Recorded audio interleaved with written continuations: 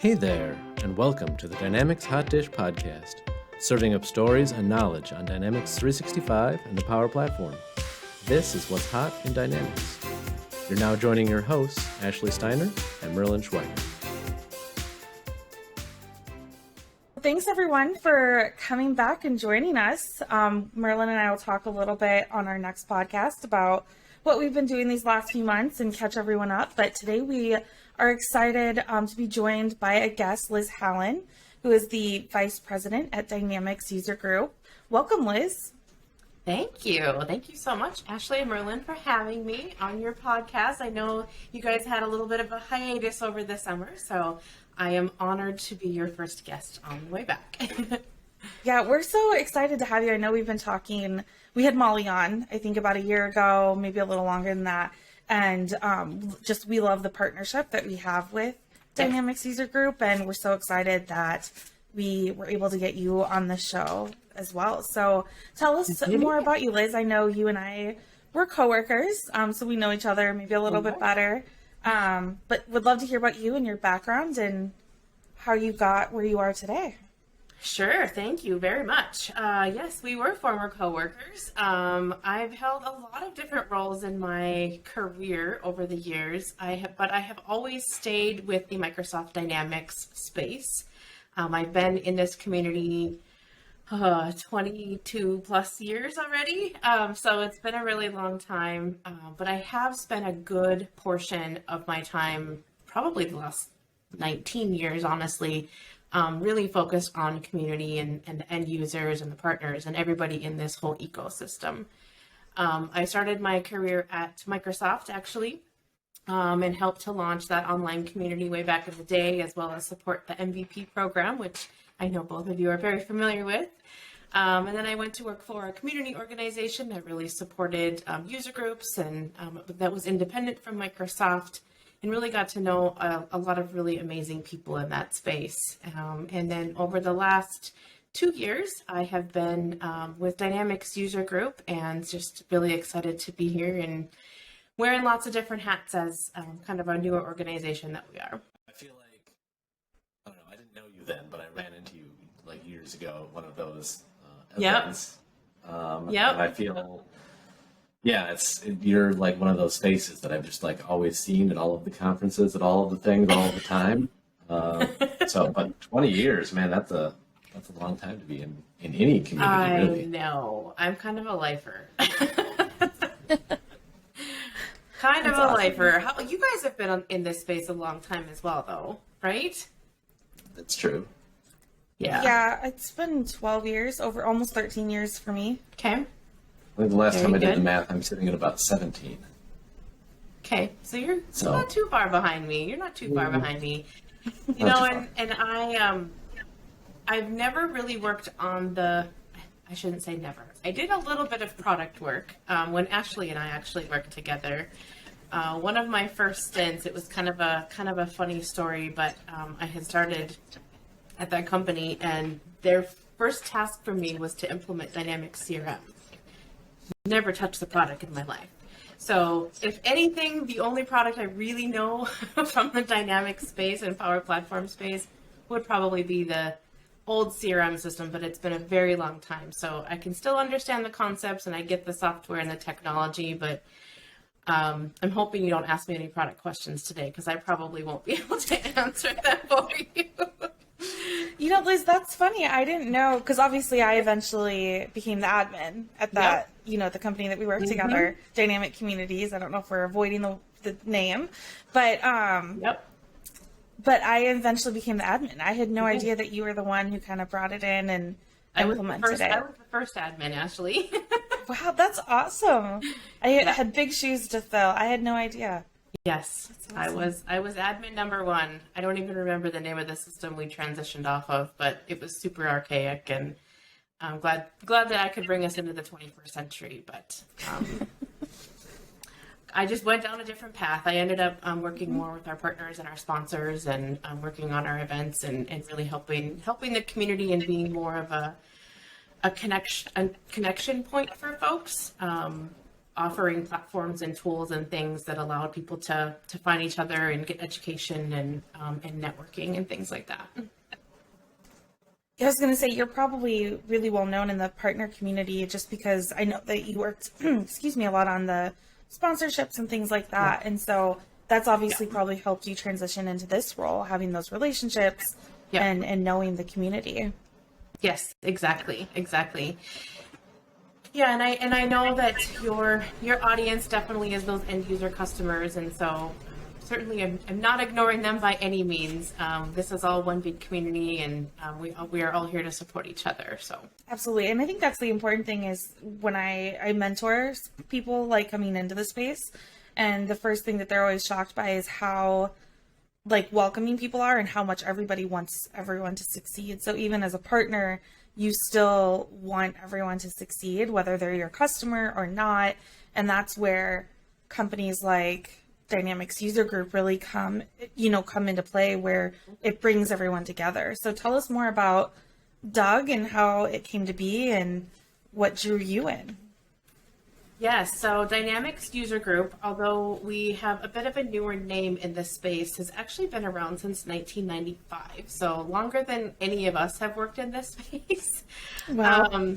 It was started out of necessity, honestly, by an independent consultant who was sort of in similar shoes as I was, honestly, was thrown into this company and said, hey, you got to implement this IT system. It was actually an ERP system. Navision at the time, which is now Business Central, as our audience may more known or more easily recognize the name Business Central or NAV. But at the time it was Navision, and Eric was his name, and he was thrown into the company, asked to implement this software, and he's like, how the heck am I going to do this? I don't want to, there's got to be other people out there that have done this before. So he created this online discussion forum really to help connect with other people that have already done implementations or maybe in the middle of implementations. He wanted to learn from them and wanted to make sure that he wasn't making the same mistakes or learn some best practices, and really not realizing that that was the community that he was starting. And so, fast forward 30 years, and we still have those online discussion forums. We've got about 20,000 people engaged on them now, 70,000 topics, which has been phenomenal for us as a jumping off point. So in about 2016, our current owners they were looking for an alternative for community. They were looking for something that was offering a little bit more free education, a little bit more transparency and openness from a community feel. And so they chose to partner with Eric. And Eric, by the way, became a NAV MVP for many, many years, and he is now close to retirement or semi-retired, I guess, if you want to say, but he's definitely still in the space. But when our owners decided to partner with him and invest together, that's really when Doug kicked off and really started to grow to what everybody in the community knows today. We've got 7 programs and services that we're offering. Probably what sets us apart from other companies and organizations and communities out there is that we offer a free membership. So anybody is welcome to join. DynamicsUserGroup.com is our primary website. You can learn all about everything that we do every day. The online discussion forums are there. We also have a YouTube channel, which has a ton of content from pre-recorded sessions of events that we've hosted in the past. We have a partner directory as well for people that are looking for solutions to help them with various different issues and problems with their ERP and CRM platform. Oh gosh, we also have meetups, which are local groups, also free to attend. So if anybody is looking for other users in their area or other partner connections and network in their area, I encourage you to check out our meetups. That is a program that continues to grow. It's led by volunteers, and in fact, Merlin, I believe you are one of our meetup leaders. Yeah, in the Twin Cities, that's right. You can definitely talk about that program better than I can. You just held your first meeting, was it in July? I was going to try to do one in June or July, and it just kind of snowballed and didn't quite make it. Yeah. And this was sort of a rejuvenated group, right? Like this was a group that you had held, that kind of done before, and obviously pandemic, COVID kind of put a damper on a whole lot of that. And honestly, back when our owners and partnered with Eric it was actually back in 2016, that was really where they started, is they started with meetups. They had grown to just under 30 meetups at that point in time before the pandemic hit. So, and then they all just kind of got put on hold.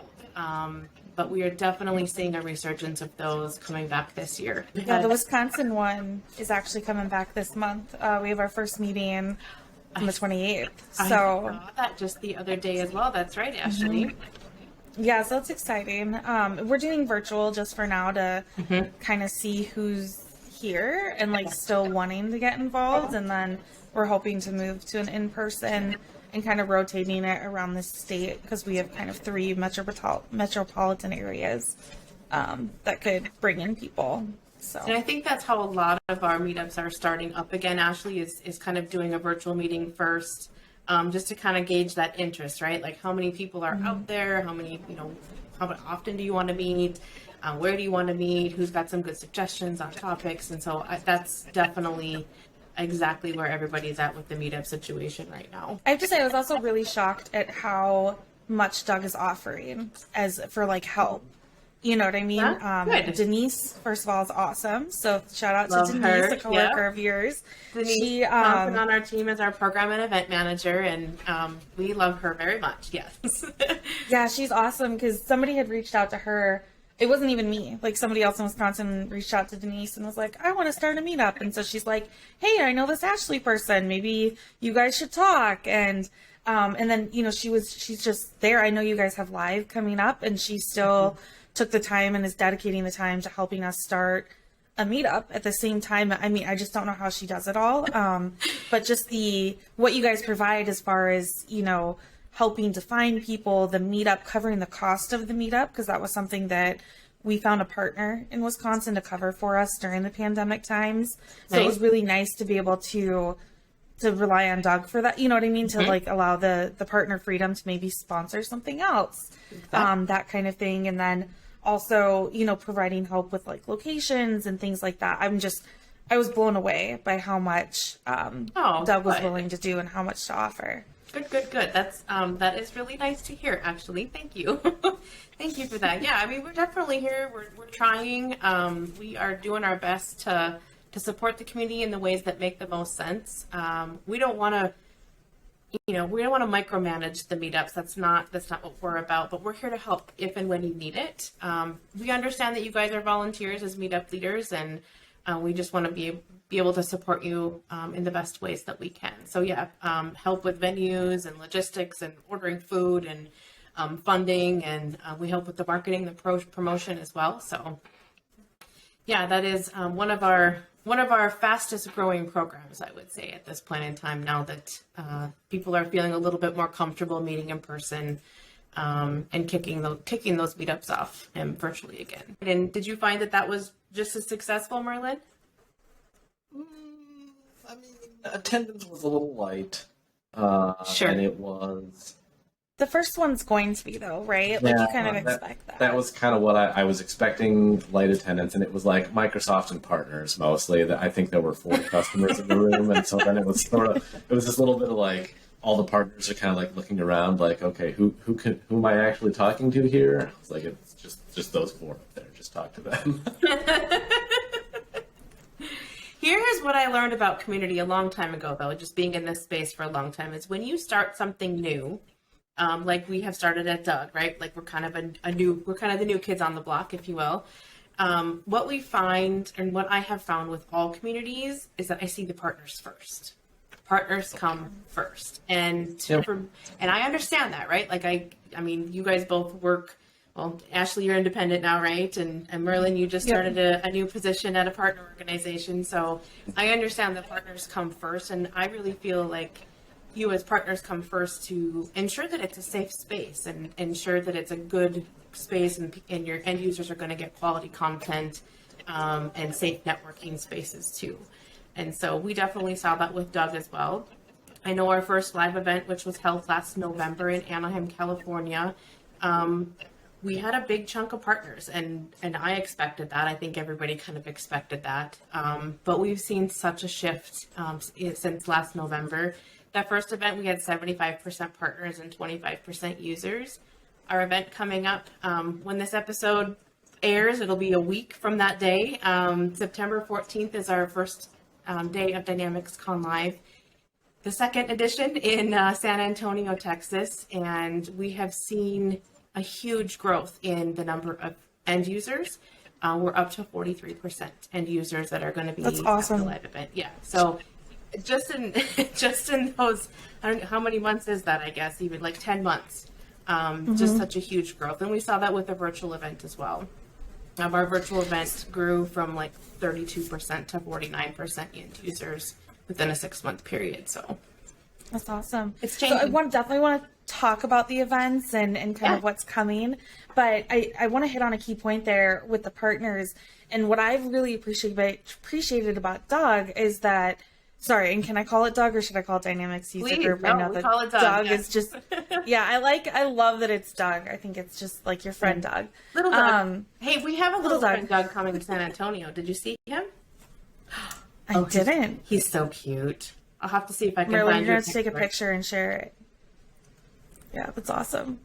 So one of the things I appreciate about Doug is that they don't push away the partners. And I know that in our history, Liz, that we have in the previous organization that we've worked at, it's been very keep the partners to the side and not give them a voice and really, I don't want to say shame them, but kind of like put them in a corner and say, know your place. And I don't think that community could exist without partners because one, they're the ones leading and driving the knowledge and they're the first ones to know about it and to learn it. And I mean, I've been involved in user groups for 8 years and partners go to those meetings and they share the knowledge knowing that other partners are in the room.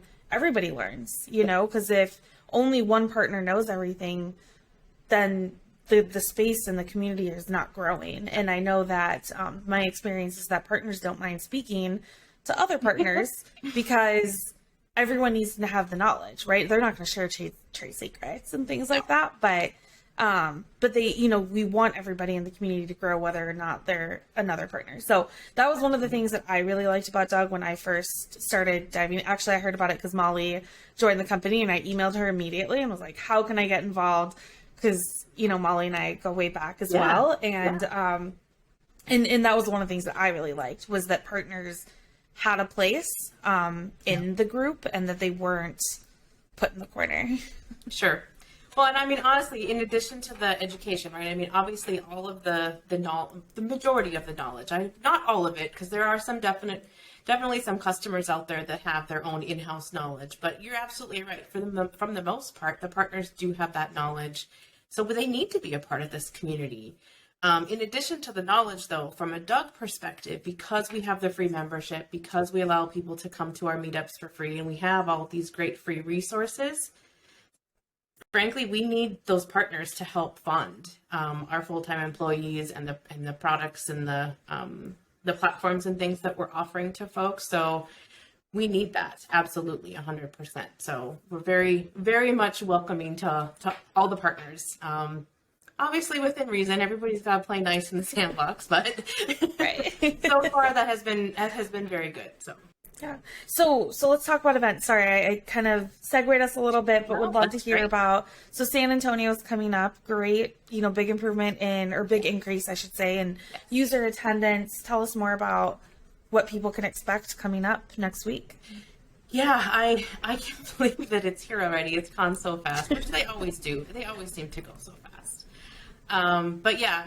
We have grown leaps and bounds. We've doubled in size. So we're expecting, we're probably going to hit at least 375, if not close to 400 attendees, which is that's awesome. Our first event, we had 160. So that's huge growth. We have grown a ton. I think we are middle 30s somewhere along those lines with partners. We're offering 55 sessions. We have 55 different speakers. 22 of our speakers are MVPs, so we're pretty excited about that. I know that you guys know a lot of MVPs, and so they're the ones that house a lot of expertise in the data, and so we're just super thankful that we can have that. We do have some Microsoft employees as well coming to speak and share their expertise and product knowledge too. We are offering content for Dynamics 365 Business Central, the Finance and Operations module, the Customer Engagement module, and then our fourth track of sessions is going to be shared between Dynamics GP and Power Platform content. Nice. So yeah, we're pretty excited about it. It is definitely more of an intimate event when you compare it to others like Summit or Directions or some of those other larger conferences, which are also great, and you can find a ton of knowledge there too. I guess I like the more intimate event because each of the products, at least this is what we were hearing from our first event, all of the sessions will be held in the same room at our venue. So you can sit in the room all day long with all of those speaker experts and just absorb and absorb and absorb and absorb as much as possible, which is what we saw when we were in Anaheim, and people really enjoyed that. So Liz, that is actually a really good point, the same room, because that was one of the things that I attended the event last year in Anaheim. I'm unfortunately not going to be able to attend, but I know Merlin is going to be there on behalf of the hot dish.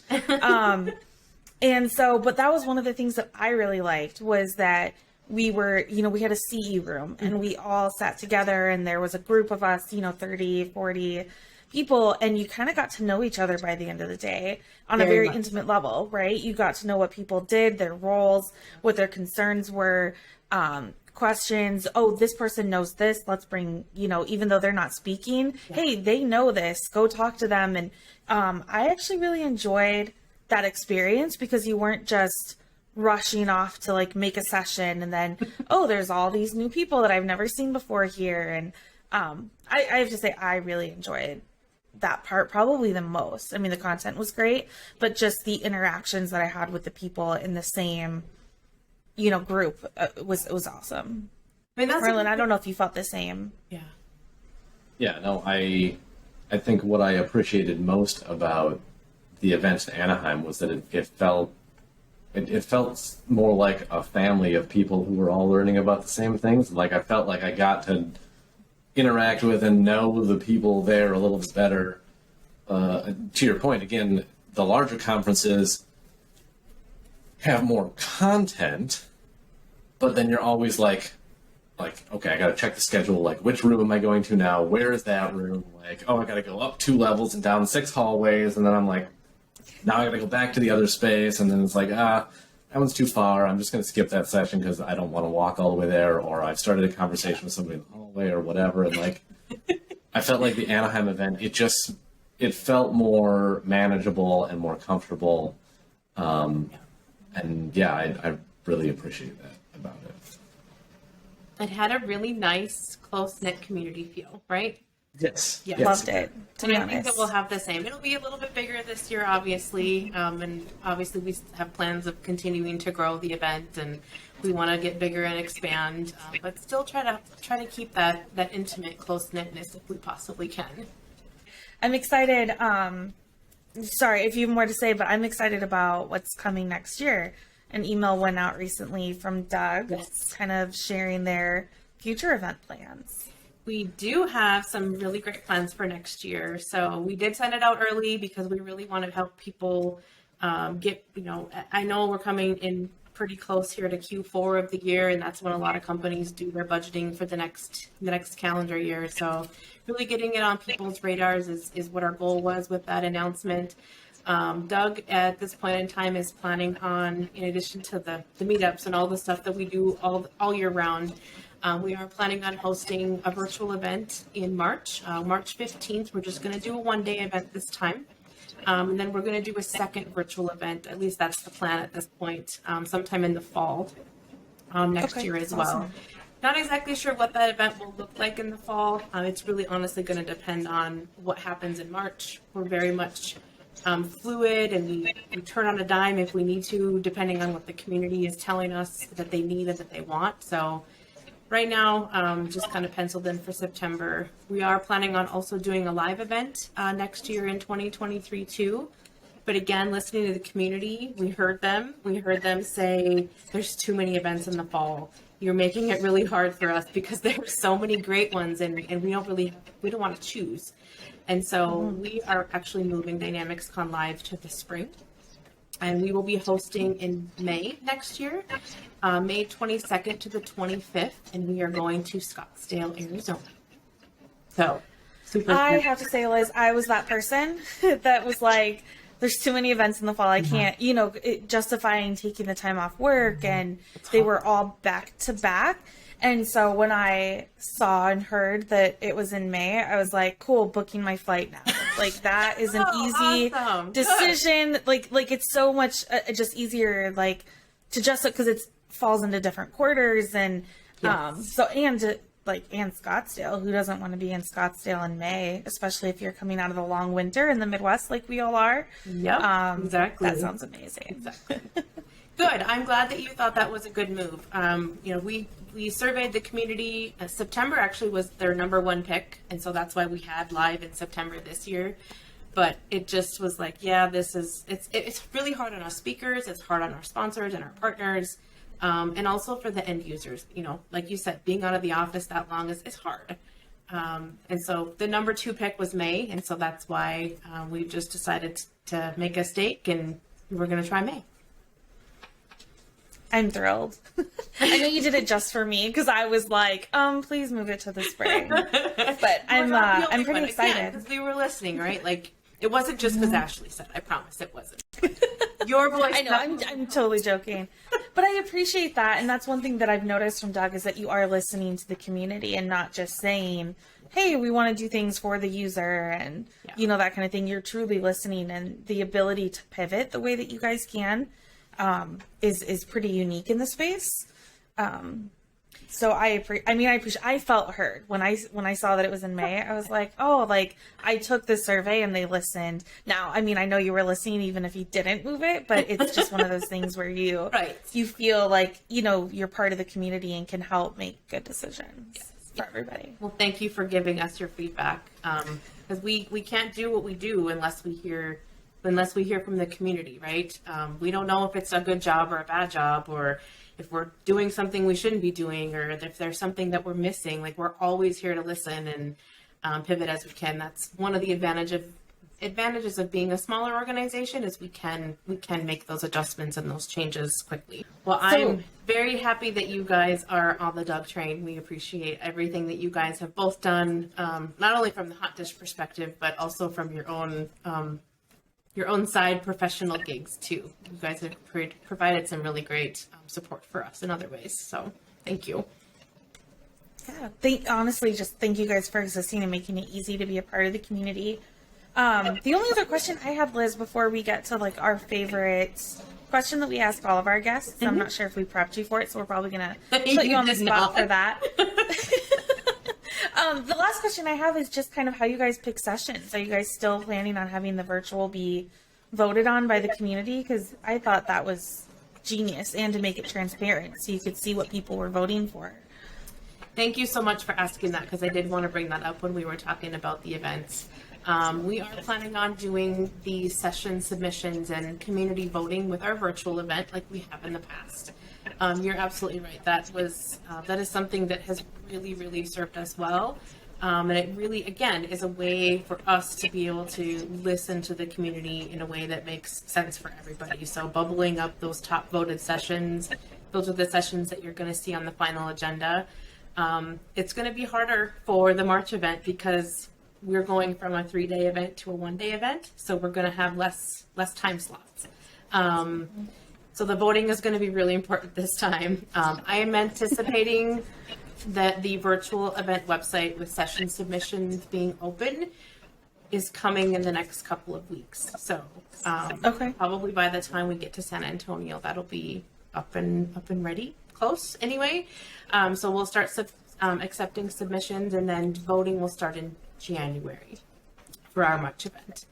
Our live event is a little bit different, although we still take the community input into advisement, of course. But because people do have a registration ticket that they pay for, we want to make sure that we are offering super high quality with great speakers. Not that we don't have that at virtual, but it's just a little bit different when it's in a live environment. So we do have a programming committee of volunteers that helps us pick the content that will be presented at the live event. So when the event coming up in San Antonio, we have our programming committee. They selected all the sessions and the speakers, and I feel like they just did an absolutely phenomenal job. I mean, many of them are partners, some of them are users that just really understand the product and know what the hot topics are and what are the things that are going to be really popular for folks in learning about how to best use their product that they have today.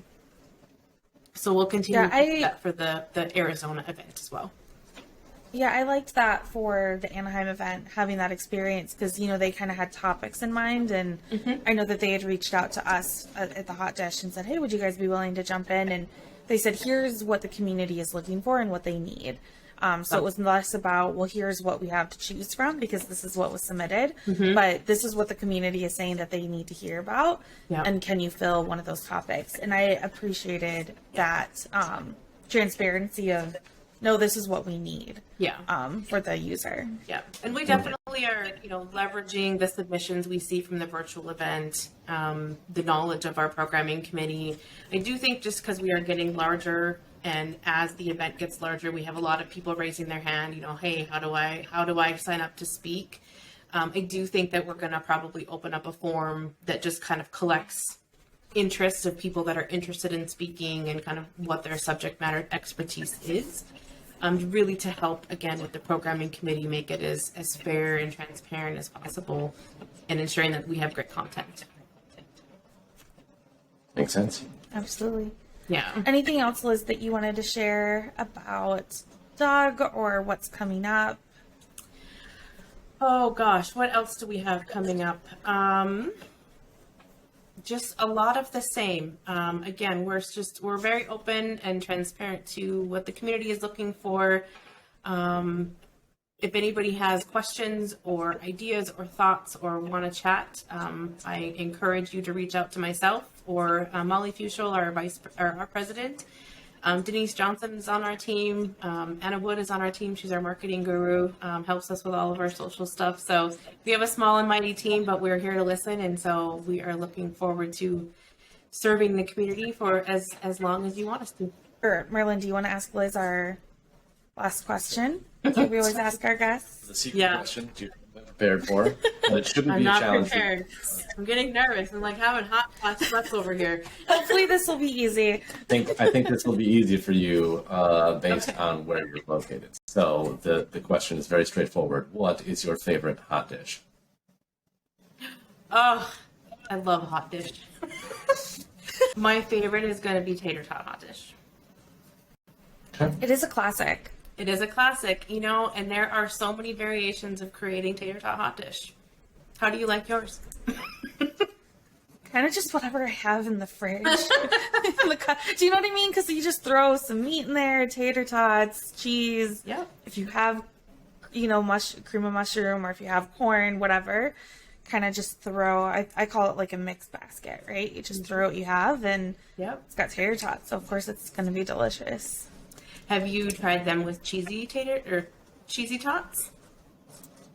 I am lactose intolerant, so I have to go easy. I know. Can you imagine living in Wisconsin and being lactose intolerant? Gosh, Ashley. I know it's terrible. So I have to limit the cheese. But so what? How do you make your cheesy tater tots? What do you just? So you actually cheese? you can buy cheesy tater tots. For those of us in the Midwest who have access to Schwann's home delivery service, they have cheesy tots, cheesy taters. Best on tater. Is it like filled with cheese, or is it like just it's crusted with cheese? Yeah, it's like a cheese curd, but with potatoes in it too.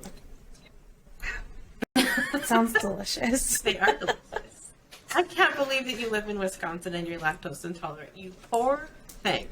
I didn't know that. It's terrible. It is terrible. You poor thing. Ugh, Yep. tough stuff. It's a bummer, man. Awesome. Well, thanks, Liz, for coming on, and Thank you so we're much, both so of you. excited to have you be our first guest in our new season, and excited to hear how live goes. We'll get a recap from Merlin, I'm sure, once he gets back. We are gonna have a great time in San Antonio, Merlin. I hope so. Bring your boots. We'll give you a hat, but bring your boots. I don't own any This boots. is why you should have grown out the mullet, Merlin, that I've been telling you to grow out for years. It would have been perfect for this situation. I already am actually getting a haircut this afternoon, so even what I've got growing is going to be reduced. You should just take some off the top, leave the back. Sorry. Awesome. Well, thanks, Liz. Love it. Thank you guys so much for having me. I really appreciate your time and all of your great questions and your commitment to this community. It's huge. Thank you. Thank you. Thanks, everyone, for watching. Thank you for listening to the Dynamics Hot Dish podcast. For additional content and previous episodes, check out our website at dynamicshotdish.com, follow us on Twitter at DynamicsHotDish, and subscribe to our podcast for notifications. Thanks. See you next time.